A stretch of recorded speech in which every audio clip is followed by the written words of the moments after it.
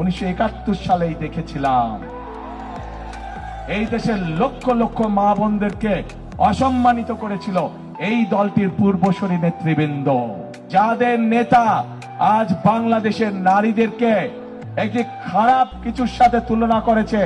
তারা বলে তারা ইসলাম কায়েম করবে, যেখানে প্রয়োজন সেখানে তারা তাদের মতন করে ধর্মকে ব্যবহার করে। একজন সিনিয়র নেতা জনগণের সামনে নির্বাচনের আগে এইভাবে মিথ্যা কথা বলছে। আমরা দেখছি একটি রাজনৈতিক দল, এই যে বাংলাদেশের অর্ধেক গোষ্ঠী নারী গোষ্ঠী, যে তাদের সম্পর্কে আমরা দেখেছি কিভাবে তাদেরকে ঘরের মধ্যে আটকে রাখতে চায়, সেই কথা তারা বলেছে। আমরা দেখেছি একটি রাজনৈতিক দলের একজন নেতা পরিষ্কারভাবে বলে দিয়েছে যে তারা কোনোভাবেই নারীর নেতৃত্বে বিশ্বাস করে না। আমরা দেখেছি একটি রাজনৈতিক দলের নেতা পরিষ্কারভাবে দুদিন আগে বলেছে যে যে সকল মহিলা, যে সকল মা বোনেরা কর্মসংস্থানের উদ্দেশ্যে কর্মসংস্থানের জন্য যান, তাদেরকে, প্রিয় ভাই বোনেরা, আপনাদের সামনে আমার বলতে রীতিমতন লজ্জা হচ্ছে, এমন একটি শব্দ সে আমাদের সব মা বোনদের জন্য ব্যবহার করেছে যা এই দেশের জন্য একটি কলঙ্ক স্বরূপ। গার্মেন্ট শিল্পে নারী শ্রমিকরা কাজ করেন।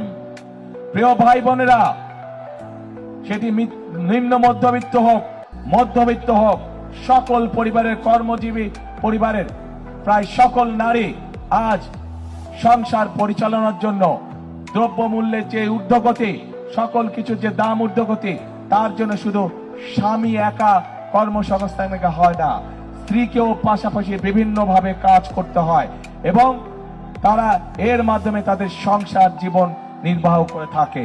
কিন্তু আজ আমরা দেখেছি একটি রাজনৈতিক দলের নেতা পরিষ্কারভাবে নারীদেরকে কিভাবে অসম্মানিত করেছে, তাদেরকে খারাপ ভাষা দিয়ে অসম্মানিত করেছে। প্রিয় ভাই বোনেরা, আমাদের নবী করিম সাল্লাল্লাহু আলাইহি সাল্লাম, ওনার যে স্ত্রী ছিলেন বিবি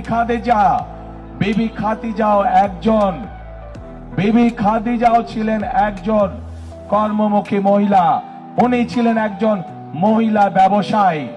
আজকে যে আমরা শব্দ নয় সত্য বলি, আমরা গুজব নয় খবর দেই, সদা জাগ্রত আমাদের চোখ, খবর আগে, সত্য সবার আগে। বাহাদুর লাইভ নিউজ একটি নিরপেক্ষ, নির্দলীয়, আন্তর্জাতিক সোশ্যাল মিডিয়া। সত্য জানুন, সচেতন থাকুন। আল্লাহ হাফেজ।